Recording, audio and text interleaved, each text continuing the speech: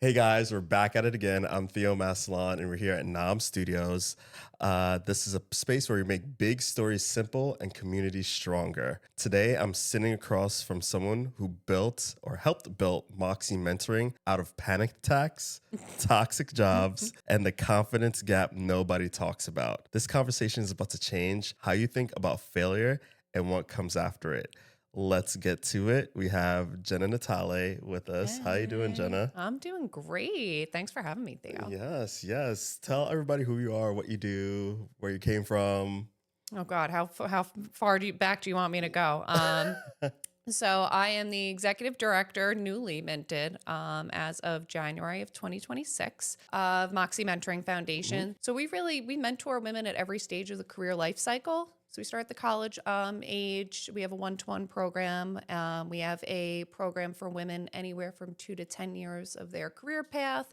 I'm actually a product of the program, which I'm sure we'll talk about later. And we also mentor women that are either let go or underemployed or just need that extra hand to get into their next positions. So we really mentor women at any stage of their careers. And we're also like an outlet for amazing women who want to give back in the community. So that's Moxie and that's everything we do. And I'm very lucky to be the new leader. Awesome. And before you were the new leader, where were you at? So I was at Long Island Business News. I'm a media girl. I spent just shy of 10 years at LIBN. I was an intern. I got hired after my internship. And then by the time I left, I was the associate publisher, which was the top level of, they're owned by a large national company. But at 27 years old, I was like leading a team of reporters and salespeople and just had this amazing experience, being part of this brand that really has everything to do with the business community, which I think is kind of cool that now I get to serve the business community in a totally different way. How did that rise and that development in LIBN help you with Moxie, would you say? Well, I think that I always joke around that I grew up in the business community, and I mean that quite literally. I had no idea what I wanted to be when I grew up. I took a journalism 101 class to prove to my mother that I wasn't going to be a journalist. And I just fell in love with the industry. I had a professor, his name was Robbie Walliver, very well-known editor. I had no idea at the time. And he said to me, I love that you're so passionate about this industry. And I was like, actually, I hate this. And at the time, I thought that news was all about politics and, Fox News or CNN, that you had to pick a side. And I was just so not into it. He saw that I had a passion for features writing, but that I also liked the technical side, getting into business. So he helped place me at LIBN. And I just was infatuated with this world that as I was a waitress at a diner, I had no idea what was going on in the business community here on Long Island. And suddenly I was working, my day-to-day job was covering these great stories about amazing people. I think at its crux, I'm a people person. And my time at LIBN showed me that, media is really about telling great stories and getting that opportunity to help them grow. How it ties back into Moxie is, I spent 10 years covering the hyperlocal, B2B, Nassau, Suffolk County, accounting, law firms, small business, nonprofits, you name it. I was covering it or creating events for it. And, by the time I was ready to kind of depart from that industry, formally anyway, it was just a great opportunity to serve it in a different way because I was learning all of these gaps, like you said, competence, confidence. I was part of Moxie during my career at LIBN and having this network of women that cared enough to want to give back and either give me advice or give me direction. It just gave me such an appreciation for the unique community we have here. And I just wanted to give back, frankly. That's how it started. So if you were to describe your career in 3 words, what would that be? I would say unexpected for sure. Authentic, kind of always took the next job because I was really interested in it. There wasn't this trying to put on a show kind of thing.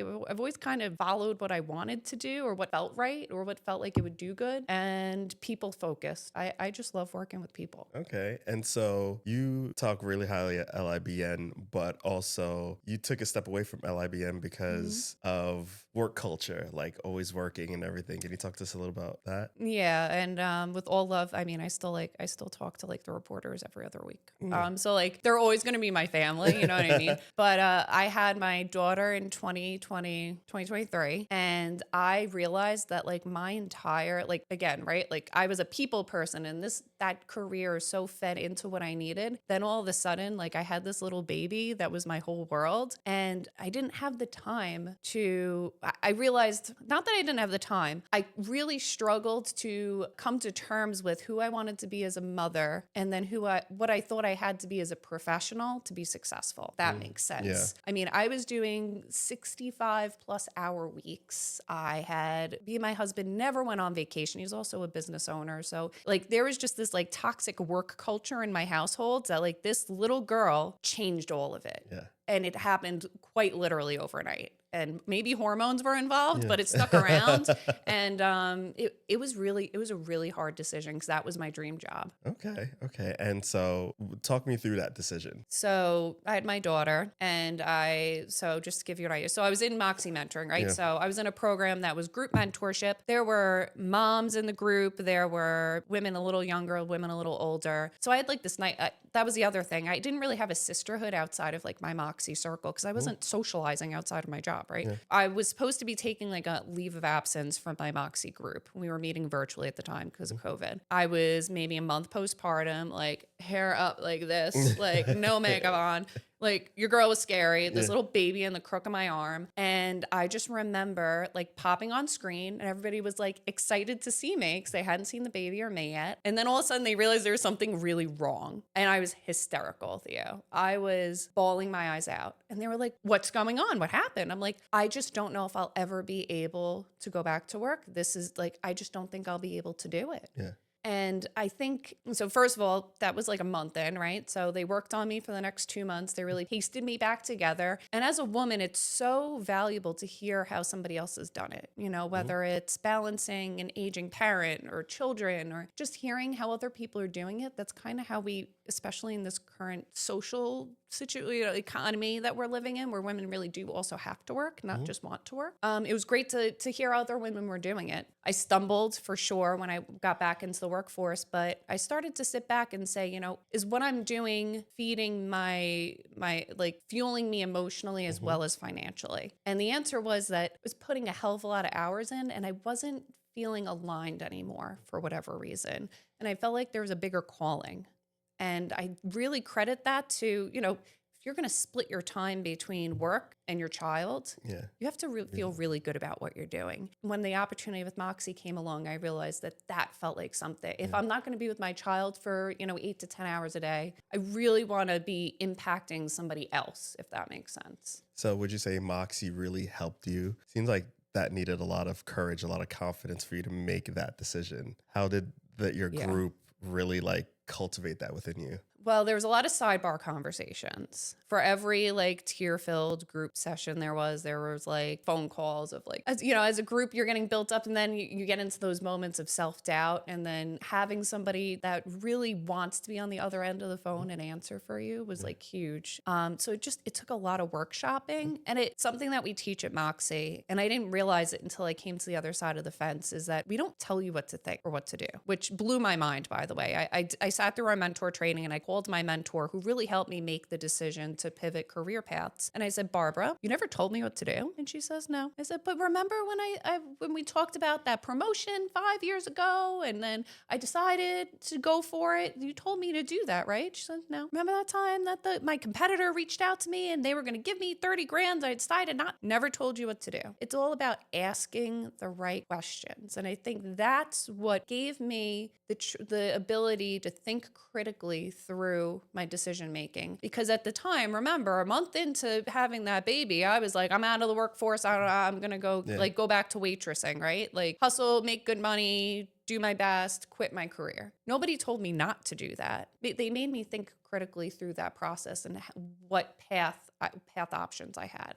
And I think that really is what it was all about. That's so interesting to hear because, we've worked together a couple times in the past. I see what you're doing with Moxie, but I don't think I've ever thought that deeply into like the connections, the bonding, the sisterhood that you guys had. At a surface level, I feel like, okay, you have a mentor and you have a Nope. mentee, and then you guys have your monthly or weekly meetings, and it's just like, oh, you go through a checklist. Nope. But now I'm hearing like there's midnight calls and breakdowns and coffees, and it's just like really, really sounds like a really close-knit bond that you guys have. And I feel like that's something that you guys should talk about more. Maybe probably me, right. me being a guy don't No. realize it, but like, I think it surprises the women in the programming too. And, it's not always breakdowns and hard conversations, but like we have some like rules, and it's something we're actually working more on. That's something I've been wanting to bring to the table. Because when I found out that there was an opportunity to move into the ED seat, it was actually because I sat down with the executive director to say, I never valued, even in my 5 years of mentorship, how critical this was until I hit a major milestone in my life. More women need this. More women need that sisterhood, right? And that was just something that I felt so strongly about. But like we have these rules, like the Vegas rule. What happens in Moxie stays in Moxie. So think about it. If one of your employees here wanted to be mentored by you, and I'm sure you mentor them to a certain degree, and imagine if they decided that they weren't sure if they were happy with their job. Would they ever be honest with you? no, probably not. No. Jody, would you be honest? So imagine a world where you can walk in with Vegas rule. What happens in this meeting stays in this meeting. Imagine if you could walk in and say to somebody that you respect, who has a lot of experience, and people around your age and experience, and say, I don't know if what I'm doing works for me anymore. That is an invaluable room to be in. And then to be able to learn from each other. I mean, when I left LIBN, I also started, a freelance business. And I had people that I watched go from associate level to build their own companies. And suddenly I had people that I could call that gave me that real advice. It's invaluable, and it takes intention, and it takes creating that culture and protecting it to really foster it. So let's say someone walked in right now, a young woman, and you had 60 seconds to really give her the best advice you can, build confidence. What would you say? Find the opportunity and then take it. And that's really what so much about confidence and growth comes down to. It's opening your eyes wide enough for putting yourself in places to find opportunity. And women, for whatever reason, we might notice it, but then that second step of taking the opportunity, even after all of this growth with women's empowerment, and we talk about it all the time, we still don't take those opportunities. The seat's there if we find it and if we put ourselves in the rooms with it, but then we never put our butts in it. And I still, why is that? I think that it's ingrained into us to have a sense of, I don't want to say lack of worth, but question it and maybe expect somebody, maybe give it to somebody else instead. We deserve those seats. If we've worked our butts off to get into the room that has a seat, sit in it. And that's something that we talk a lot about at Moxie. Like in our programming, aside from the mentorship aspect, we give you every opportunity to put yourself in front of a Theo or a CEO and shoot your shot, And we have to remind them, even once we get them into those rooms, sometimes it's like, make the connection, shake somebody's hand. And the beautiful part of what I do is most of the time, the CEO or the higher level person in the room wants to meet that young potential, that young woman, right? Yeah. For some reason, there's just such a power in being a young person in a growing world because smart people realize that's the next generation and that's our workforce. Yeah. And they want to invest in it. Also realize that usually it's a diamond in the rough. You don't see many. No. So when you have someone that you see with potential that's hungry, you want to meet those people. I don't think it's as rare as we act like it is. I think it comes back to that confidence again. When I sit down in college rooms, for example, I was at my alma mater at Farmingdale State College. I ran a career panel on Tuesday night, and there were 40 high potential scholarship students, and they were all very quiet. And I kind of pushed them at the end. I said, this is your golden opportunity. You earned your way into this room. You have 4 CEOs sitting on my panel tonight. If you miss the opportunity to introduce yourself to them, you've wasted it. They were so quiet the entire panel. I had to fight to get Q&As out of them. But once I reminded them of that, they put themselves out there. I think that there's so many more young people, especially if we're going to look at that part of the mentorship, that they want it. They need that extra push. So I think they're not rare. They just need to be cultivated. And Moxie teaches them how to get that. That's our goal. That's your goal. That's your goal. That's our goal. You had mentioned in the questionnaire, because I sent everybody a questionnaire, panic attacks, anxiety. Yeah. Was that always something that, you No. know, you dealt with, or is it no? No. What started it? And I think, and I was almost horrified to share that in the questionnaire, but, you know, I think like on this journey of, you know, now working at, I'm now 3 years at Moxie, and like being honest is so important. I had dealt in my late teens with anxiety disorders. I thought I was over it and gotten out of it, right? And then I started media, where I was, you know, you'd seen me at LIBN events, 500, 600 people, panel discussions, moderation. I had no problem with it. I was asked to sit on a panel, which was ironically, and maybe looking back, this was a bad idea, about women in the workforce, working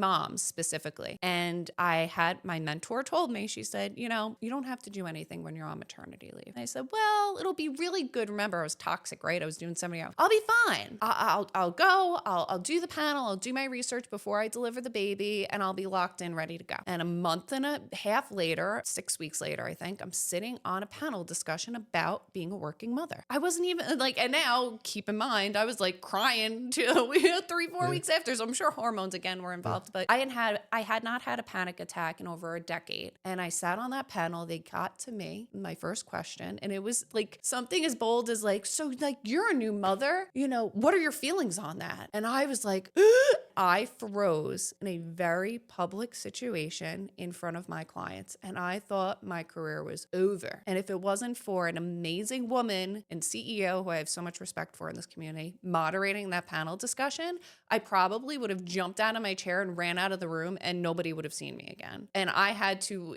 it was like a phoenix moment. I burned on stage and then had to work myself back into a very public role. I was, you know, moderating panel discussion. Moxie actually forced me to go on a panel the month I went back to work to overcome that fear, because I'd built a very big anxiety around that. I'm sure thinking about it Oh over my and God. over again. I still think about it. Sometimes when I'm like night shower thoughts, I'm like, oh my God, remember that time that you like totally freaked out on stage? And like I sat through it and I got through it, but it was humiliating. And there are professionals that let that break them. And now it's funny. So I made myself become like an expert on the topic. And now I teach a public speaking 101 course to our Ms. Moxie class, because I feel like it's so important to show that somebody like me who had something like that was able to recreate themselves and What are become the a public steps speaker. what steps did you take to work through that? Exposure therapy. Oh, you just threw yourself back out there. Oh, it's horrible. Exposure therapy, a lot of exposure therapy, a lot of watching other great speakers. I'm a nerd at heart, so I love to research, and like when I'm infatuated with a topic, I took something that scared me and I just became obsessed with it until I felt that I could write a book on it. And that's really what I did. But after doing all the reading, I also had to do a lot of the speaking. So How many speaking engagements would you say you did? afterwards, Yeah. probably like 50. Well, some of them were built into my job because I was always hosting, different things for LIBN. So there was also the beauty of that. And I flopped. I was something I learned during my research. And it's funny, when my mentor reinforced this for me, I was like, I should be able to speak off the cuff without notes. And I'm doing it now, but that's unusual for me. She said, would you rather sound stupid and be unprepared, or seem a little or have a piece of paper and sound confident, right? Like I had this infatuation with being back to who I was prior to that experience. I had to give myself the tools to rebuild myself. I would have never thought. The last time I saw you speak was at the Meet the Mentee event a couple of weeks ago. And if you noticed, I had a piece of paper with me, always. See? Exactly. But that's my point. She was like, you think people notice when you have no idea what you're talking about, when you freak out? To that point, when I went on that panel, I was like, I walked in there like not unprepared, but not comfortable with the subject matter. And it showed. And I think that's why I freaked, aside from there's probably some hormones involved. Yeah. Just like the hormones. Yeah. I'll just keep doing that. I freaked, aside from there's probably some hormones involved. Yeah. Just like the hormones. Yeah. I'll just keep doing that. So if you were to go back right now and talk to little Jenna and whisper Little something, Jenna. what would you tell little Jenna? Honestly, that like my mom was right. My mom told me to go into journalism 101, and I think if I had leaned into it earlier, I probably would have been like a New York Times girl. And not that I have any regrets with my path. I think I ended ended up where I needed to be. But realizing that being interested in storytelling, and I was going to be an English teacher. That was my dream. That wasn't exciting enough because I really love people. And my mom really saw that in me. And I think that's why she knew I would always end up in a journalism path. And again, now I'm in nonprofits, but I'm dealing with people every day. And I think that's what excites me about my career. Your daughter is 3, 4 years old now? 3. You probably already see it. Probably already see what type of Oh, lady she's going to be. Bold, very bold, very bold. Not like her mom at all.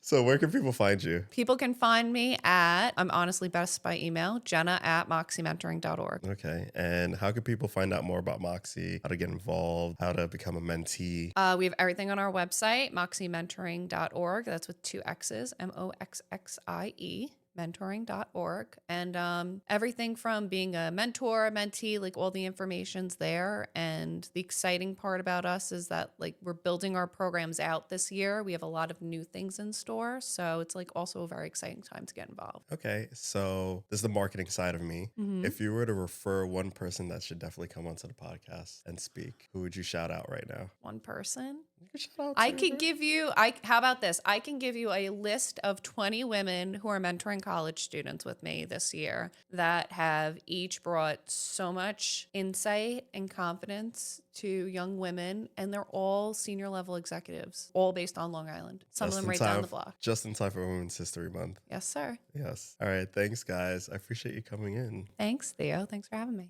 And that's a wrap, guys. This is why we do what we do at NOM Studios, making big stories simple. If this hits home, share it with somebody who needs to hear it. Until next time, stay creative, stay hungry, stay NOM.